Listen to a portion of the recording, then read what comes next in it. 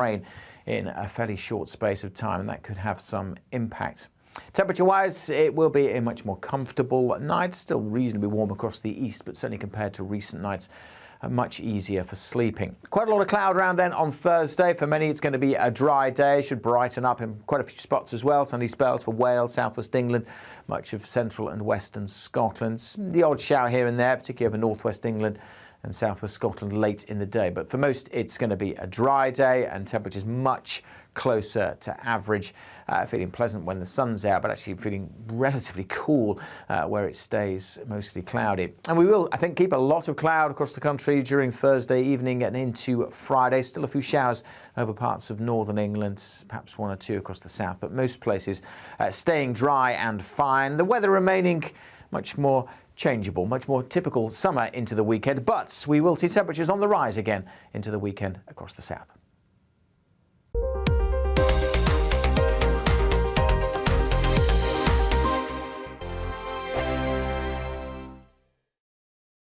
We are GB News. We're right across this great nation. On TV. On radio. On digital. Absolutely everywhere. We don't talk down to you. We embrace all voices with honest and civilised conversation.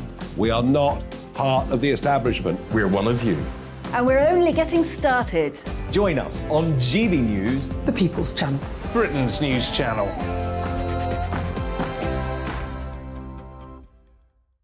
Hi there, it's Stephen and Anne. At breakfast from 6 a.m, you'll always be caught up with everything you need to know, the latest headlines, opinions and debates. We'll bring you the good news and the bad, but most of all, we're here for you. Remember, send in your views and let us know what you would like us to talk about.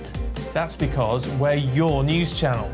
And every morning at 6 a.m, it's breakfast on GB News.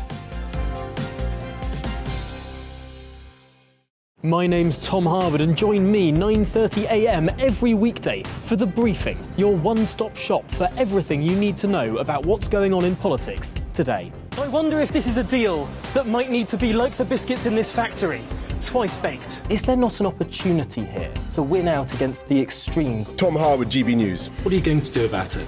Things should have been done differently, and they certainly are being done differently. Don't miss it. The Briefing with me, Tom Harwood, 9:30 Monday to Friday on GB News. Where would you like to go? Just take me to the studio, please, mate. You know where you're going. I've got a show to do. Friday Night Feast on GB News, 7 p.m. And it's like nothing you've ever seen before. We take a different angle on the week's biggest news stories. The viewers and listeners set me some absolutely mad challenges to do. We tried to rehome a rescue dog. And yes, there's some other wacky stuff in there as well. I feel like I could take on the world. Well, that's that. Friday Night Feast with me, Patrick Christie's, every Friday, 7 till 9 p.m. on GB News. Be there.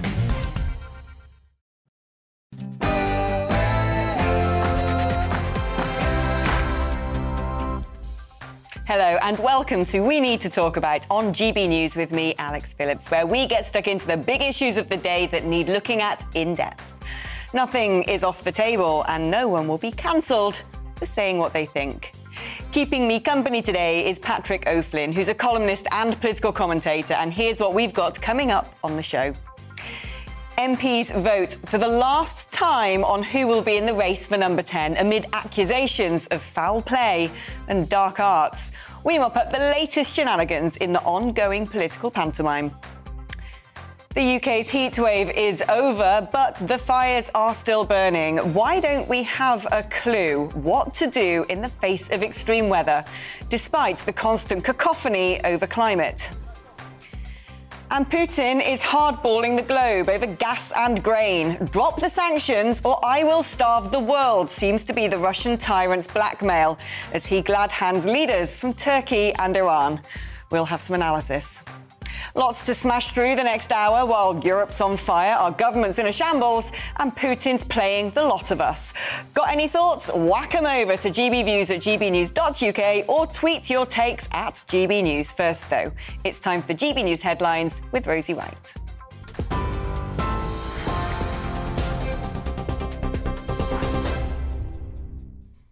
A very good afternoon to you. It's 2 minutes past 2. I'm Rosie Wright, keeping you up to date on GB News. Boris Johnson has made his last appearance, going head-to-head with Keir Starmer at Prime Minister's questions. And he said goodbye to the Commons. Hasta la vista, baby. Thank you.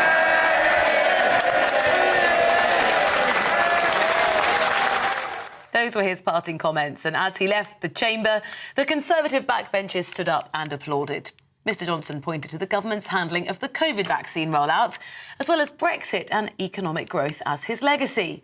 However, Labour leader Sir Keir Starmer attacked Mr Johnson's record, saying he didn't seem to have support from anyone who's currently running to replace him. I think the message coming out of this leadership contest is pretty clear. They got us into this mess and they've no idea how to get us out of it. They've trashed every part of their record in government, from dental care and ambulance response times to the highest taxes in 70 years. What message does it send when the candidates to be Prime Minister can't find a single decent thing to say about him, about each other, or their record in government? Mr Johnson, though, says he's proud of what he's achieved during his time as PM. We got Brexit done. He voted against it 48 times. We got this country fast out of COVID in spite of everything he would have kept, and when he would have kept us in lockdown. We're fixing social care, Mr Speaker, when they have no plan and no ideas of their own. We've restored our democracy and our independence. We've got this country through COVID, and I'm proud to say that whether it comes to tackling climate change or sticking up for Ukraine, we have led the world on the international stage. Well, who will be the next person behind the dispatch box? Voting has opened for Tory MPs in the final round of the Conservative Party leadership contest. In the last round, former Chancellor Rishi Sunak secured the most support from MPs, whilst International Trade Minister Penny Mordaunt and the Foreign Secretary Liz Truss came second and third. Voting today closes at 3 p.m. We should know who the final two candidates are in the running to replace Boris Johnson at 4 o'clock. We'll bring that to you here live on GB News. Well, the Minister for London, Paul Scully, told us that whoever wins the race has to deliver concrete solutions to the cost of living crisis. What I'm looking for is much the same thing as I thought then. I want a good communicator and someone that can actually deliver for people in the here and now. Because people are crying out for support from this government, and a government that actually can show that it relates to them and the issues that they're facing. That's what I'm looking for in the next Prime Minister. The government's given permission for the new nuclear power station in Suffolk, Sizewell C, to be built. It will join the last development of a new nuclear-powered station, Hinkley Point C, that's currently under construction in Somerset. The government say the new plant will produce reliable, low-carbon electricity that will help Britain achieve net zero. COP26 President Alok Sharma says the last few days have been what he called a wake-up call for everyone about climate change. A major incident remains ongoing in South Yorkshire as emergency services investigate blazes which engulfed homes. Fire brigades also in London, Leicestershire and Buckinghamshire declared major incidents yesterday as large fires ravaged parts of England after record-breaking temperatures of over 40 degrees. In the East London village of Wennington, fire destroyed 19 homes. Resident Anne Dempsey told GB News she was able to save very little from the flames. Nothing at all.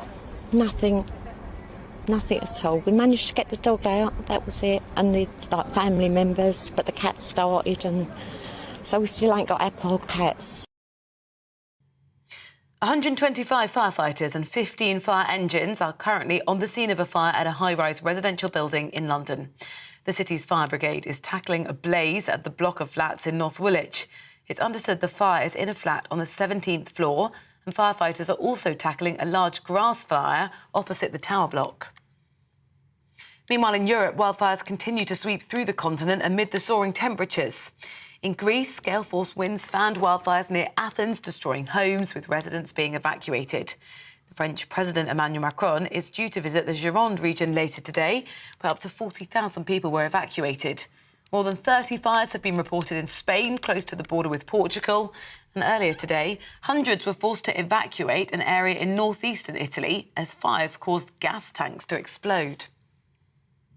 Inflation here has reached a 40-year high of 9.4%. The ONS says the increase, up from 9.1% in May, was driven by rising fuel and food prices. The Chancellor, Nadhim Zahawi, and the Governor of the Bank of England, Andrew Bailey, both pledged last night they would get inflation under control. The funeral for the cancer campaigner Dame Deborah James has taken place in West London. The podcast host and mother of two, known as Bowel Babe, died last month, aged 40, after being diagnosed with bowel cancer in 2016. Her husband and son were among those who carried the wicker coffin, adorned with a rose that bears her name, into St Mary's Church in Barnes. This is GB News. I'll bring you more as it happens. Now let's head back to Alex for We Need to Talk About.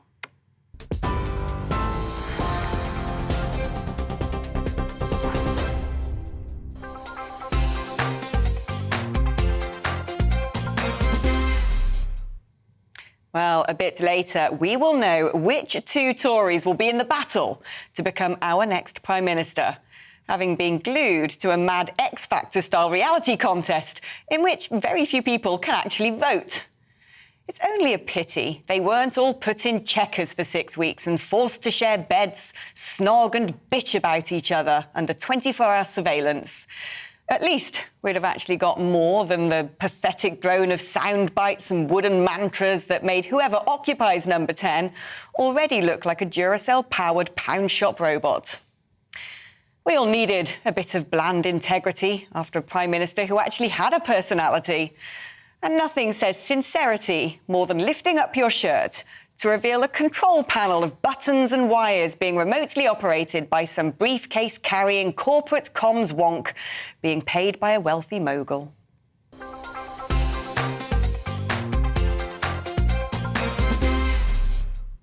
Now, joining me now is Conservative MP for Lichfield, Michael Fabricant. Michael, first of all, let's focus on PMQs. Boris's last outing as Prime Minister in that particular big parliamentary event. How did it go? Well, it was a zonker of a one. I mean, I must say, he came out there fighting and biffed, you know, and poor old Keir Starmer. I mean, that sort of North London nasal whine, and all he could do was carp. I mean, the Speaker came on earlier on and said, look, before this all begins, this is the last PMQs with Boris Johnson. Let's just be nice about it and all the rest of it. Like heck, it just went wild. And what was really revealing was at the end, when Boris said, well, Mr. Speaker, hasta la vista, which I thought was a good way of saying goodbye. We all stood up and applauded, and normally we don't like applauding in the House of Commons. And Labour just walked out. I remember, God, I'm sounding an old git now, but I remember when Tony Blair left and, you know, he said, well, and that's it, and maybe we'll see each other again. And he walked out. And, you know, the Labour Party stood up in government, and we as opposition showed respect and some affection, actually, if I dare admit it. And we all stood up and applauded too. You know. Is that not revealing, though, that when it comes to Boris Johnson, Labour couldn't ever really get on the front foot because he had this huge personality? Despite all the crises in government, he was still like a lovable cartoon dog almost. You're absolutely right. Now you've got just, you know, just a wet weekend as his successor. I think that the Conservative Party is going to regret the decision. But you know what really stuck under my craw, or whatever the phrase is? In my craw. What is the phrase? In your craw. In my craw. Thank you, Patrick. Well, I'll tell you what stuck in my craw was that some of the people standing up, cameras follow me, standing up and applauding were the very ones who had knifed they gave Boris him a in load the of books, back. didn't they? Churchill Absolutely. originals. I mean, Patrick, do you think, like Michael, the Conservatives have shot themselves in the foot? Because not only have they managed to boot out the Prime Minister who got them the biggest majority in a long time, but there was also this one candidate who had really captured the hearts and minds of a nation, who actually had even inspired people on the other side of Parliament, on the opposite Green benches, in the form of Kemi Badenoch, and she was unceremoniously booted out. Yes, I think, you know, Kemi did herself a load of good in the campaign. Most people obviously hadn't heard of her, but she did this very unfashionable thing of arguing from first principles, from Conservative principles, unashamedly, unapologetically. And I would suggest for most of the last, well, since David Cameron came in, sort of 15 years or so, the whole history of the Tory party has been making accommodations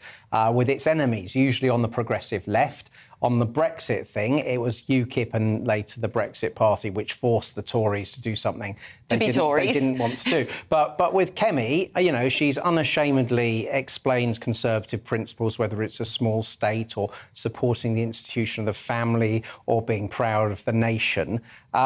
and it's turned out it's not toxic at all. And I must say, I find the remaining three candidates they're very underpowered, very underwhelming at best. And as Michael was saying on PMQs, if you actually read it through in Hansard tomorrow, you will think that Keir Starmer won because he had so much ammunition, but he delivered it so badly. And all anyone will remember from the exchange, I think, is Boris calling Keir a pointless human bollard, right? And we all childishly started shouting out, "Bollard, Bollard!" I mean, Michael, it's interesting, isn't it? Because you're not exactly short of personality yourself, but apparently your boy Boris is allegedly backing on the quiet Ms Truss, who, when it comes to the three candidates, hardly... Well, that's news to me. I've not heard that. Of course, I'm backing Penny Mordaunt, and Patrick and I had fisticuffs outside, you know, when I said that. He exaggerates a little. but we had a lively discussion about this, and you know, I think Penny Mordaunt is the one that they or the other candidates fear because she has got personality. But as Patrick was saying and you were saying, you know, they sort of feel they need to moderate their personality a bit because they're a little bit nervy about, you know, not offending any other MP who could be voting. What do you make of these allegations of dirty tricks as well? This idea that Sunak supporters have been lending votes to Truss to knock Mordaunt out. I mean, that's just politics, isn't it? Well, there's that. And, you know, this may be going on or may not be going on. I think it was going on. But what's far worse are these sort of orchestrated panic by the other candidates coming up with things about Penny. Oh, she was lazy. Oh, she's into trans issues. Oh, well, I mean, for heaven's sake, the woman was in charge of minorities and equalities. So she would be. That's her job to be. I mean, it's interesting. They've all had a pop at each other, haven't they, Patrick? And essentially, that's got to happen. If you're going to battle it out on live television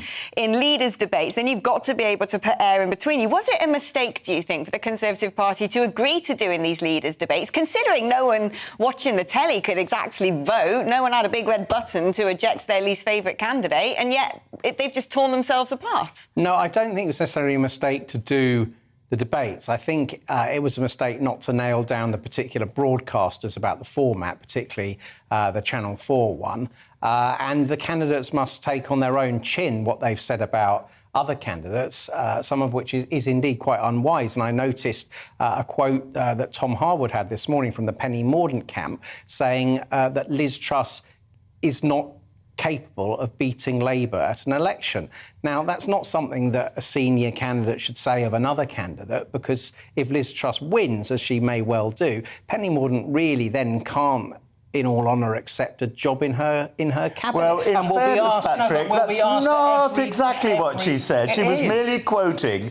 There's two issues. One, she was quoting a YouGov poll, which actually did say just that. So, come on. If I was standing for leadership and YouGov said, hey, Michael Fabricant is by far the most popular person, you think I wouldn't say it? It still is an incompetent thing to say. She should have just said, I believe I'm much better equipped to beat Labour, not that Liz Truss can't win a general election. Well, it wasn't just Liz Truss, it was also Sunak. The party was murdering itself. I mean, there's big hullabaloo over that. I don't care. I don't think we should be so sensitive over language. And we've got to get together again. And this is my big fear, because I worked in broadcast engineering, and before that as a broadcaster, before I came here. You wouldn't believe that, would you? But anyways, I then got elected in '92 because I couldn't think what else to do. I'd sold my business to an American company, and I thought I'd only be in for 5 years. And the loathing, I mean, fear and loathing in Las Vegas, the fear and loathing in Westminster was unbelievable. And why? Because they were fighting over who had knifed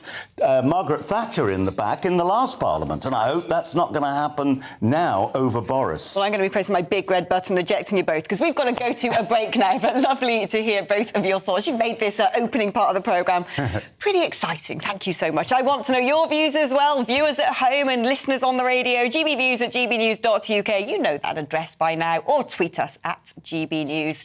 You're with GB News on TV and radio. Coming up, we'll be getting the latest on wildfires across the UK caused by yesterday's record-breaking extreme heat wave. It's time for a short break now and a check on the weather and a little bit of relief for you if you don't like the heat. Apparently it's cooling down. Not in here, but outside. See you in a bit.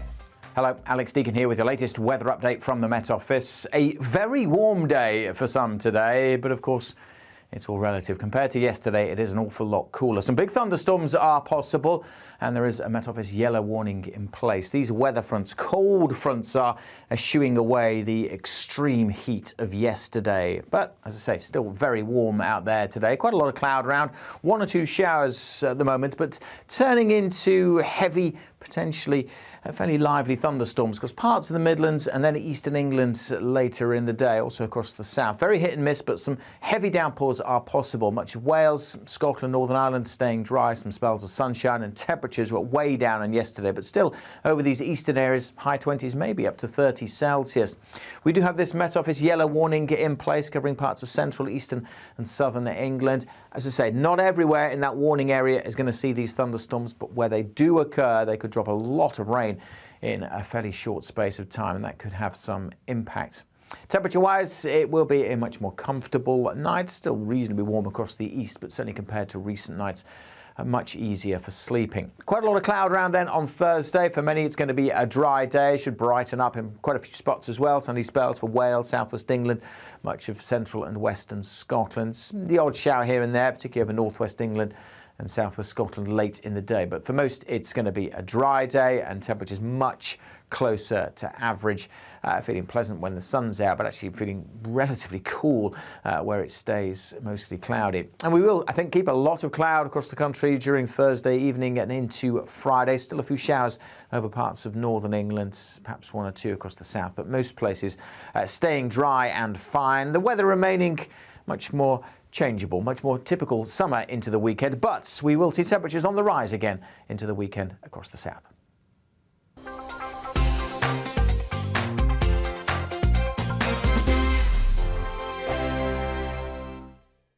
We are GB News. We're right across this great nation.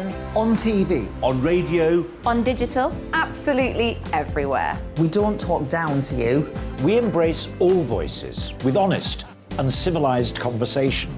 We are not part of the establishment. We're one of you. And we're only getting started. Join us on GB News, The People's Channel. Britain's news channel.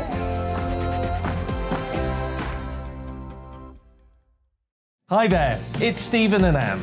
At breakfast from 6 a.m, you'll always be caught up with everything you need to know, the latest headlines, opinions and debates. We'll bring you the good news and the bad, but most of all, we're here for you. Remember, send in your views and let us know what you would like us to talk about. That's because we're your news channel. And every morning at 6 a.m, it's breakfast on GB News. My name's Tom Harwood and join me 9:30 a.m. every weekday for The Briefing, your one-stop shop for everything you need to know about what's going on in politics today. I wonder if this is a deal that might need to be like the biscuits in this factory, twice baked. Is there not an opportunity here to win out against the extremes? Tom Harwood, GB News. What are you going to do about it? Things should have been done differently, and they certainly are being done differently. Don't miss it. The Briefing with me, Tom Harwood, 9:30 Monday to Friday on GB News.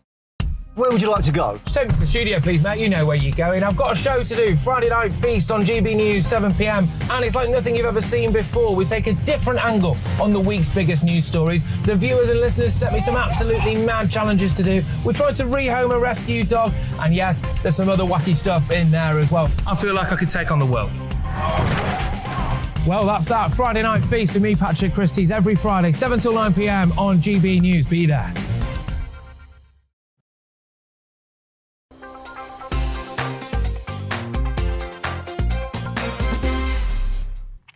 Welcome back. You're with Alex Phillips on GB News. London is still counting the cost of the heatwave, with the fire service saying yesterday was its busiest day since World War II. As a record temperature of 40.3 degrees centigrade was recorded in Coningsby in Lincolnshire, London was one of 15 areas around the UK to declare a major incident. One such fire was in Wennington, on the Essex-London border, where 19 homes were destroyed in a blaze that engulfed the village. One resident from Wennington who lost her home in the wildfires spoke to us earlier today. I was on my way home from work. coming along the Ballards Road, obviously we couldn't get through because of thick smoke. So the driver I was working with, we've had to go all through the back ways. My daughter's on the phone letting us know what was happening. My son's got learning difficulties. He wouldn't leave the house, so I've had to find a place to say that, like, if need be, just drag him out. We need him, he's got to get out, which he did come out. It's just been awful. I've not slept, and the clothes I'm in, I'm just standing up in. We've got nothing. Well, temperatures are now dropping with warnings of thunderstorms. Our East Midlands reporter, Will Hollis, is at a farm in Leadenham in Lincolnshire, the county which recorded the 40.3 degrees yesterday. Will, what's been the impact from the heat wave and the fires which were caused by it?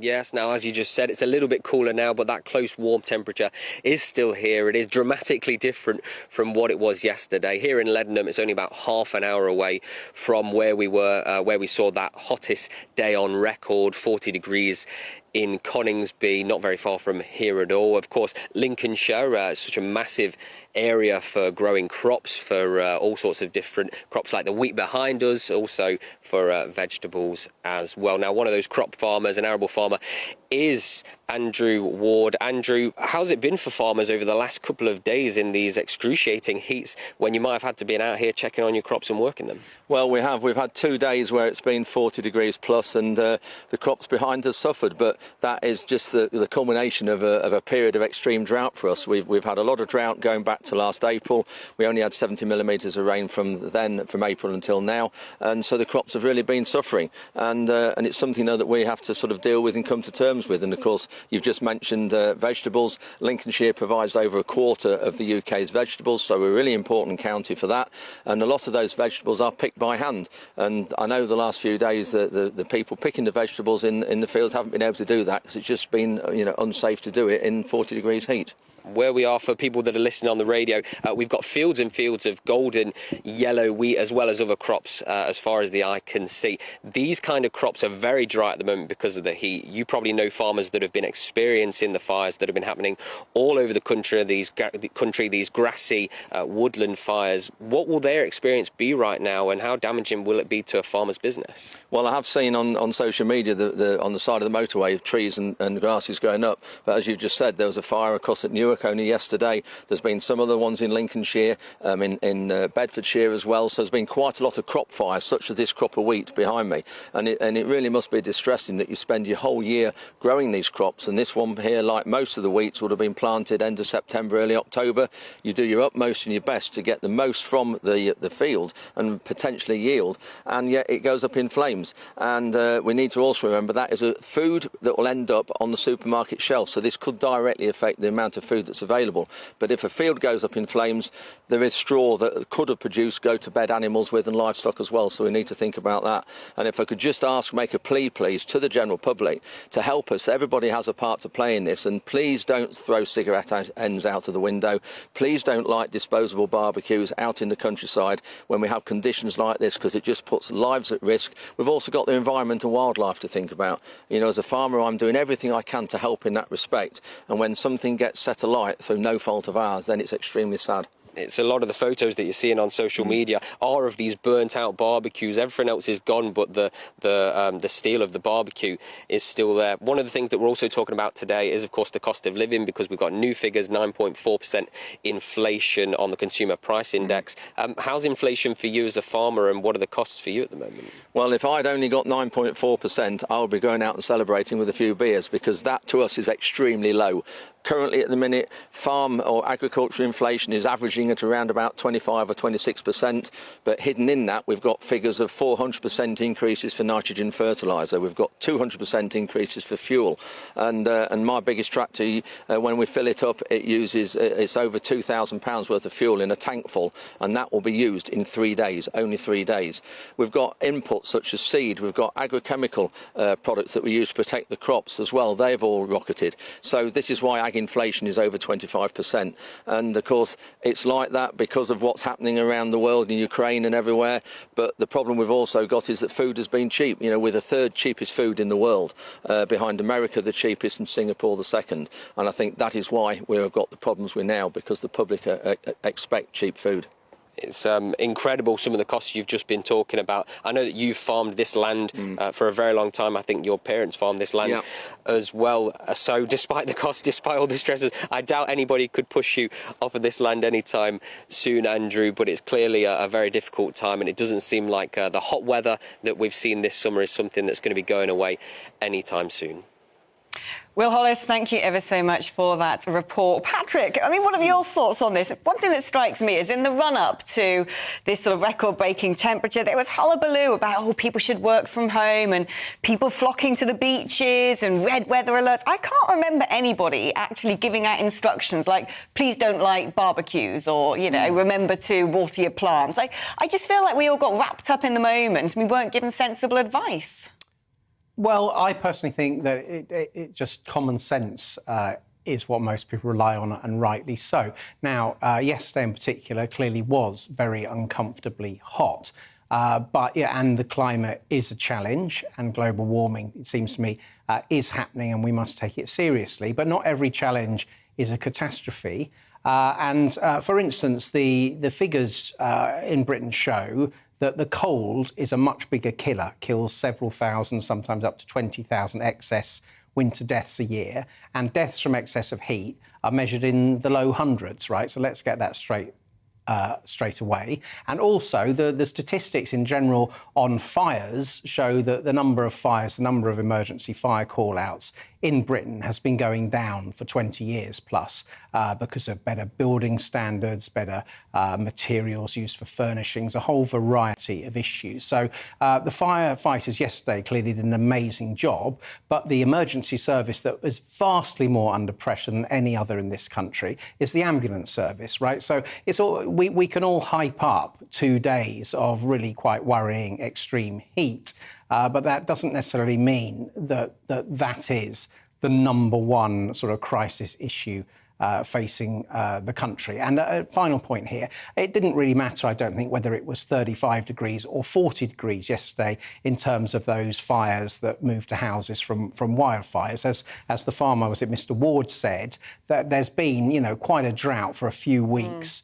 And everything's very dry anyway. So, you know, I think we can calm down the propaganda a notch here. Obviously, we need to tackle, globally, we need to tackle the causes of climate change. But the tendency just to have a 10-minute catastrophe, I think, is overdone.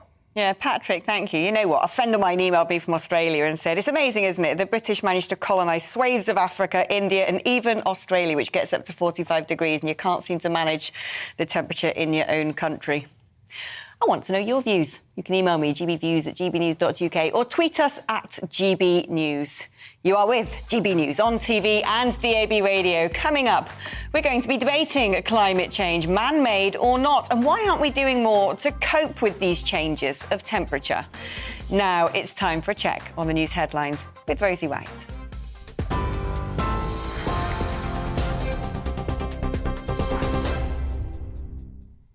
It's 2:30. I'm Rosie Wright, keeping you up to date on GB News. Boris Johnson has made his last appearance at Prime Minister's Questions. Hasta la vista, baby. Thank you.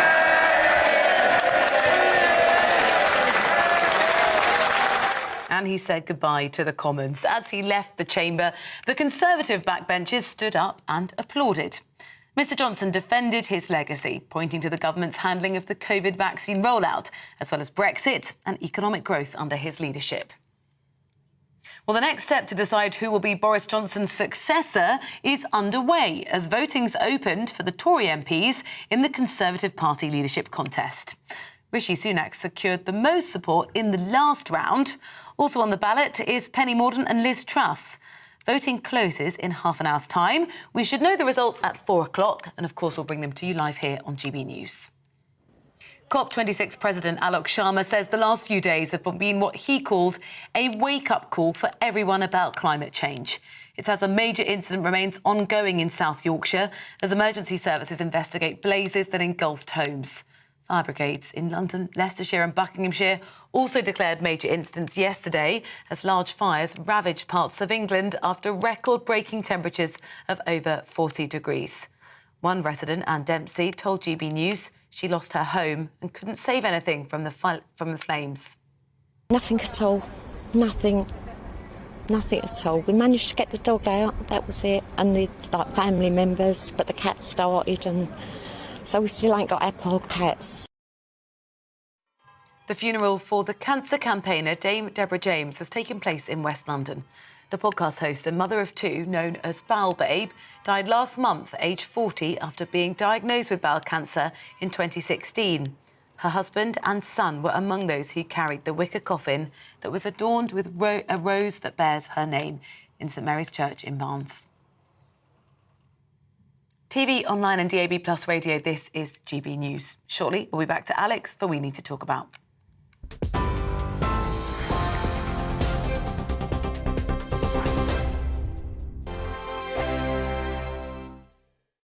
We are GB News. We're right across this great nation.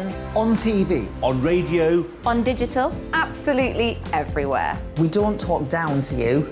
We embrace all voices with honest and civilised conversation. We are not part of the establishment. We're one of you.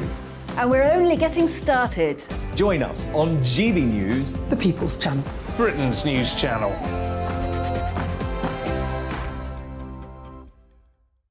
Hi there, it's Stephen and Anne. At breakfast from 6 a.m, you'll always be caught up with everything you need to know, the latest headlines, opinions and debates. We'll bring you the good news and the bad, but most of all, we're here for you. Remember, send in your views and let us know what you would like us to talk about. That's because we're your news channel. And every morning at 6 a.m, it's breakfast on GB News. My name's Tom Harwood and join me 9:30 a.m. every weekday for The Briefing, your one-stop shop for everything you need to know about what's going on in politics today. I wonder if this is a deal that might need to be like the biscuits in this factory, twice baked. Is there not an opportunity here to win out against the extremes? Tom Harwood, GB News. What are you going to do about it? Things should have been done differently, and they certainly are being done differently. Don't miss it. The Briefing with me, Tom Harwood, 9:30 Monday to Friday on GB News. Where would you like to go? Just take me to the studio, please, mate. You know where you're going. I've got a show to do. Friday Night Feast on GB News, 7 p.m. And it's like nothing you've ever seen before. We take a different angle on the week's biggest news stories. The viewers and listeners set me some absolutely mad challenges to do. We tried to rehome a rescue dog. And yes, there's some other wacky stuff in there as well. I feel like I could take on the world. Well, that's that. Friday Night Feast with me, Patrick Christie's, every Friday, 7 till 9 p.m. on GB News. Be there.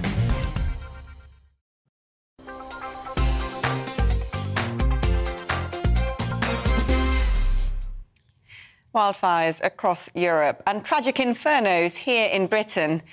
It's not the first time, and it definitely won't be the last. But while climate change is kicked about like a political football, we don't really seem to be doing much other than grandstanding about grand targets that, without careful thought, would serve our economic head on a platter to monster emitters overseas that don't seem to care whether or not the planet does burn to a crisp.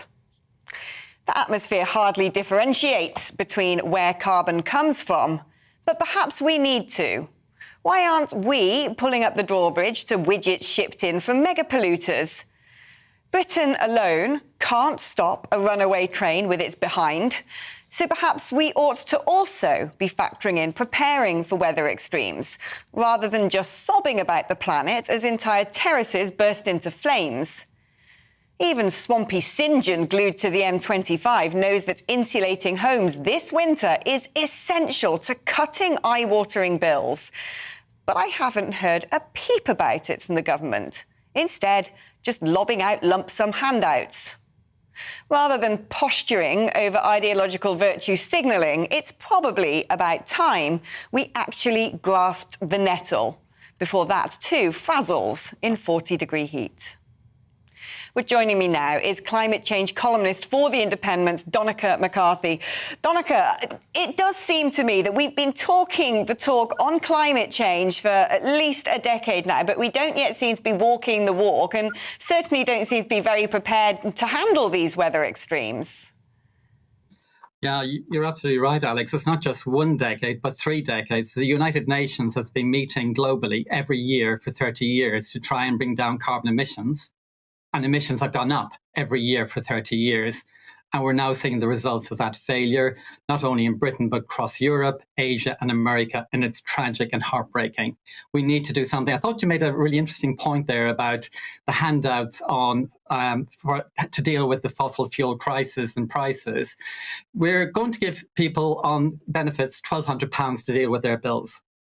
It would cost £800 to insulate the roof and the cavity wall of a home.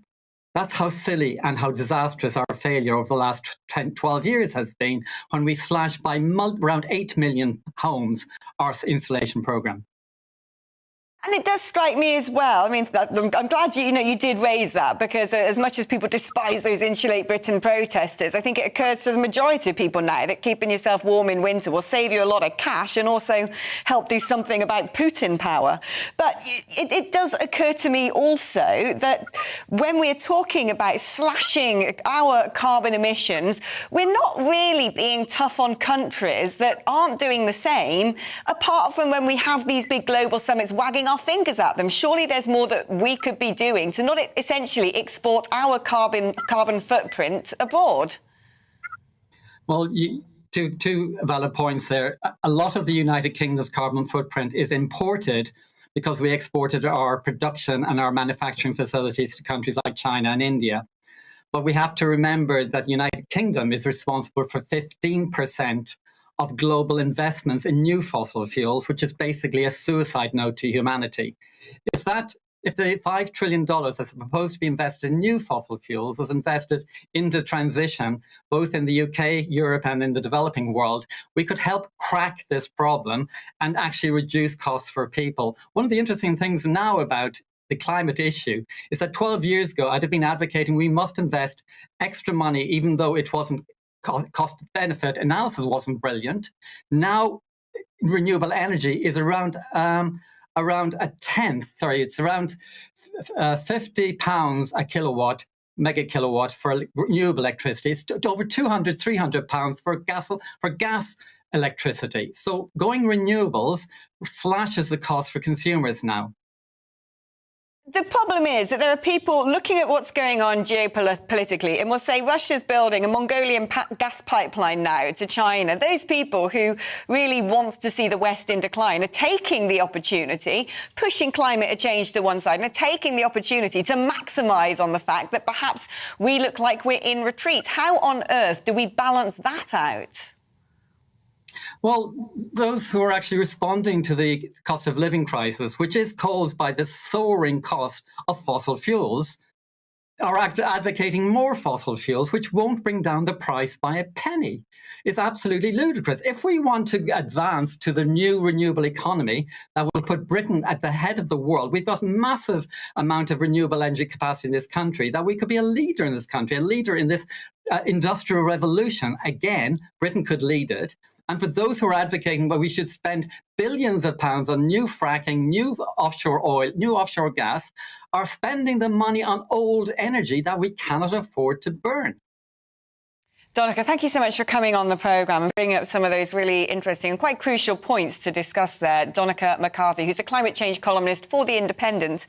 Patrick, why do you think climate change is such a political football? Why does it seem to split people down the middle and become this sort of whole woke versus anti-woke discussion?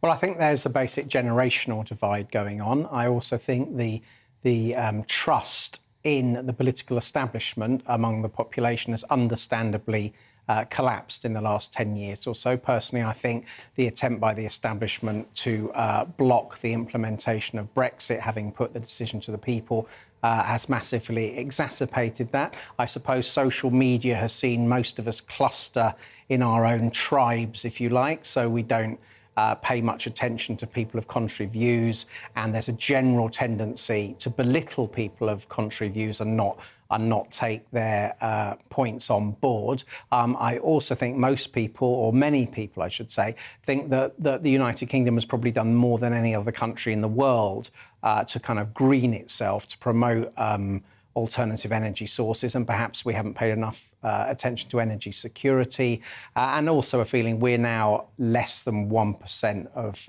carbon emissions, and it really isn't going to change much in terms of the climate predicament, whether we bankrupt ourselves getting that down a little bit more if some of those other big polluters, most notably China, aren't willing to put their shoulders to the wheel. Yeah, no, I couldn't agree more. Well, I want to know your views. Email me, gbviews@gbnews.uk, or tweet us at gbnews.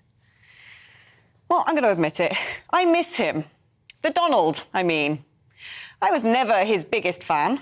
He managed to alienate over half of his own country. He went Tonto after claiming the election was stolen, and had the sort of sledgehammer politics that wouldn't look out of place in a medieval regime. But if there's one thing that Trump got, it was the bigger global picture. He didn't pansy to Iran, busily making nukes while pretending to be following the rules.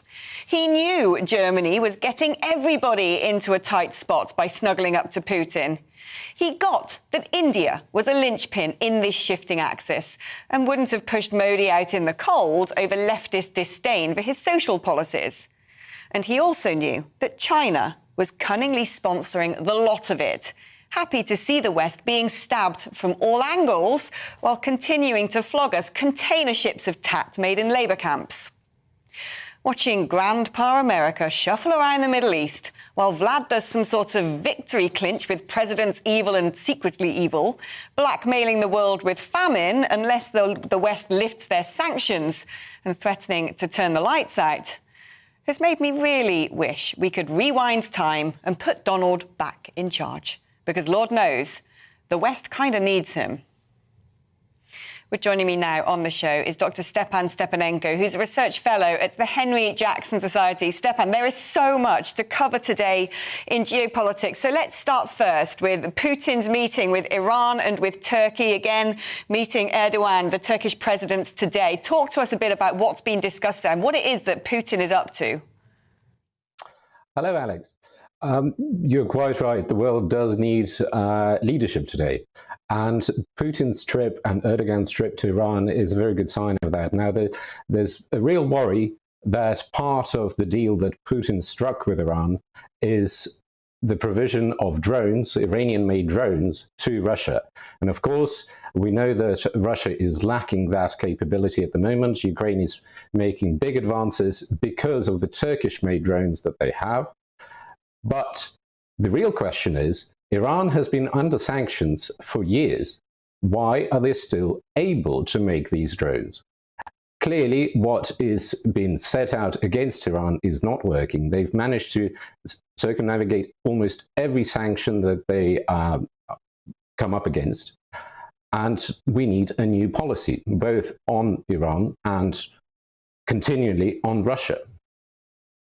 I mean, Putin doesn't play clean, does he? Because something else that's really stood out to me today is the fact that Putin's turned around and threatens the West by saying, unless you drop sanctions against me, I'm not going to allow grain to come out of Ukraine to some of the most desperate parts of the world, which could well face famine without it. I mean, that's giving the West a pretty diabolical choice, isn't it? Most certainly. Now, it's interesting to see Turkey in Iran talking to the Iranians, talking to Putin, because they played a big role in getting the Ukrainian grain ships out and getting the grain back into hungry mouths all around the world. It seems that the deal, whatever deal was made in Iran, is not going to be hugely beneficial to the West. But we must remember that Turkey is playing on our side at the moment in Syria, whereas Iran and Russia are supporting the Bashar al-Assad regime. Turkey is not. It's supporting the rebels that are fighting against him. So it's not entirely clear-cut on who's on whose side, but certainly this kind of move by a NATO member Turkey is a NATO member after all, is not beneficial to world stability. Both Britain and America need to respond to this. Now, of course, America is facing problems with the Democrats on the defensive in the Senate and Congress, and perhaps Biden won't be able to step up as much as he is at the moment. But Britain needs to. And the issue we have at the moment is that all of the political candidates for the Conservative Party need to stand together and say that they will support Ukraine, they will fight against Russia, and they will push our European allies like Germany, who are paying Russia for their oil, who recently, with Canada, put through a deal to pass parts for the Russian pipeline supplying oil to Germany, circumnavigating the sanctions that are in place. So the Conservative Party candidates need to stand up against that. And in fact, all party leaders in Britain need to do the same. Stefan, thank you so much for coming on. Stefan Stepanenko, who's a research fellow at the Henry Jackson Society. Patrick, I'm not going to mince my words. This stuff actually terrifies me. When I look at how weak the West has been for decades now, I mean, other than Donald Trump, who, you know, forget multiple other flaws that he had, at least he did stand up and say China is a threat, Iran can't be trusted, Europe's getting too close to Russia, and India should be strategic allies. But now nobody seems to be talking any sense in geopolitics. Yes, and I think perhaps Trump's unpredictable nature made those other threatening countries and their regimes very nervous, because after all, he was at the head of the most powerful military country in the world.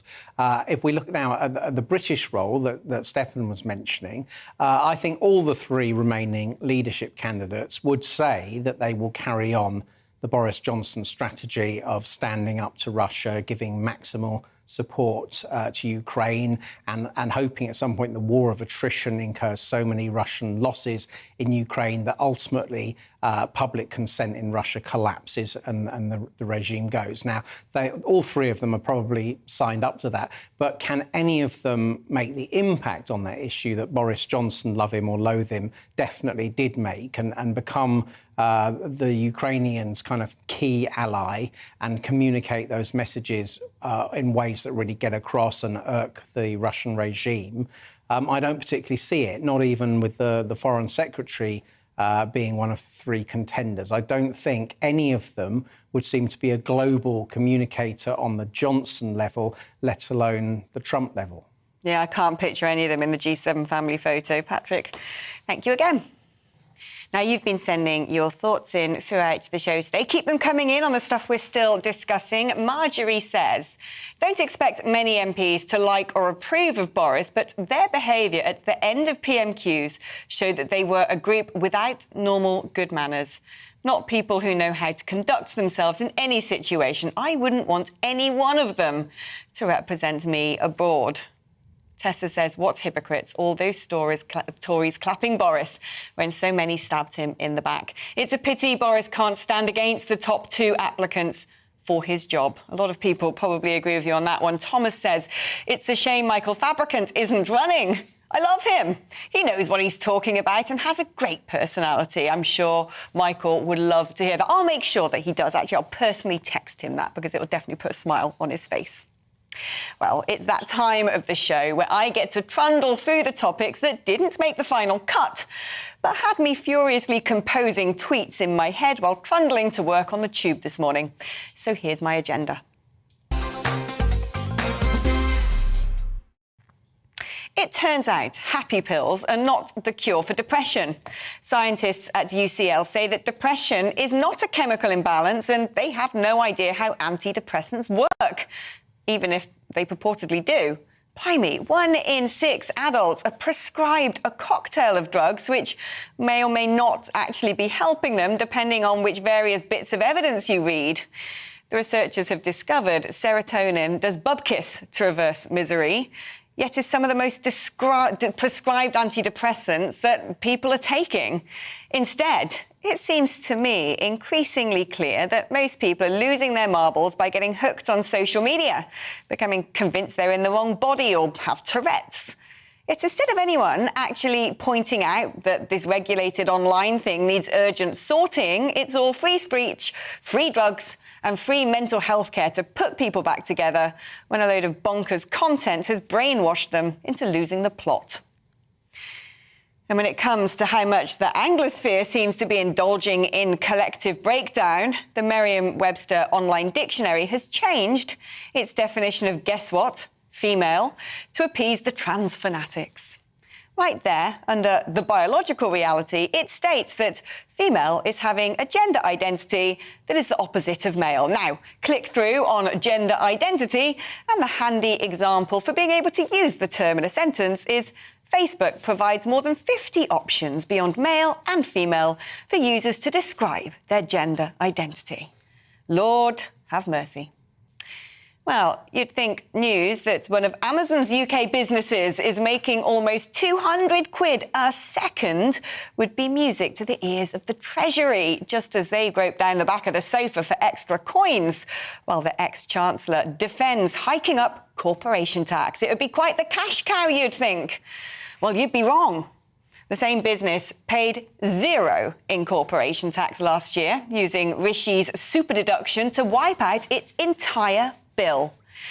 The freebie was designed to get companies to invest here, but let's be fair, Amazon hardly needs our handouts when we're all locked inside needing online retailers to deliver stuff to our doors, and they can actually afford to send their founder into space. So it turns out the companies that will be lumbered with the big bills will be the same small businesses being wiped off the face of the earth by the online retail giants paying out. Patrick, have you got any thoughts on some of those picks? Yes, I think it's something that's maddened me for many years, that the kind of giant global corporates seem to be able to avoid tax quite to the extent that they do. And I can't say it comes as an amazing surprise that under Rishi Sunak's chancellorship, one of his flagship schemes seems to be exploited to the extent it has been by a retailer like Amazon, presumably much to the disadvantage of smaller and medium-sized British competitors. On the trans definition, or the definition of a woman and the dictionary changing that, again, I think that's very disturbing, because it seems to be not what a woman is, but what a woman isn't, defined by what a male is. So we're kind of back to almost pre-spare rib conceptions of what a woman is. And, you know, many people saying, oh, the trans issue is overplayed. But I think, you know, more than 50% of the population are women. They're entitled to their own spaces. They're entitled to respect in public services, you know, for pregnant women to be acknowledged. And, you know, I don't see it as a minor issue. I see it as something that has got out of control. And actually, ironically, it's some of the leading female Conservative politicians over the last decade that have pushed this agenda. And that's one reason I think many people have severe doubts about Penny Mordaunt. Yeah, and it seems to be indicative of how bonkers the world is becoming, especially the West, as we seem to sink into obscurity while Putin plays the lot of us. Patrick, always lovely having you in the studio. Always love your thoughts. Do come back and join us again. I will. Well, that's all I've got time for today. Join me again, same time, same place tomorrow, 2 o'clock, for We Need to Talk About. Well, next up is The Briefing with Darren McCaffrey. And Darren is live at Westminster. You're going to have a bumper show, aren't you? Because the results are due, what, at the end of your programme? Yeah, indeed, we're going to find out in just over an hour's time, aren't we, Alex? The result, the final two who are going to go forward to that Conservative leadership final. We're going to get that, as you say, from 4 o'clock this afternoon with Sir Graham Brady making that announcement. And we're talking to people on both sides of this debate, people in the Penny Mordaunt camp, people in the Rishi Sunak camp, and indeed in the Liz Truss camp. As you say, it is going to be a bumper programme ahead of what is a really important day for British politics. Yeah, well, good luck dealing with that gobshite in the background. Do stay tuned, one and all, to enjoy Darren's shows. First, though, it's time for the weather forecast. Hello, Alex Deacon here with your latest weather update from the Met Office. A very warm day for some today, but of course, It's all relative. Compared to yesterday, it is an awful lot cooler. Some big thunderstorms are possible, and there is a Met Office yellow warning in place. These weather fronts, cold fronts, are eschewing away the extreme heat of yesterday. But, as I say, still very warm out there today. Quite a lot of cloud around. 1 or 2 showers at the moment, but turning into heavy, potentially fairly lively thunderstorms across parts of the Midlands and then eastern England later in the day, also across the south. Very hit and miss, but some heavy downpours are possible. Much of Wales, Scotland, Northern Ireland staying dry, some spells of sunshine and temperatures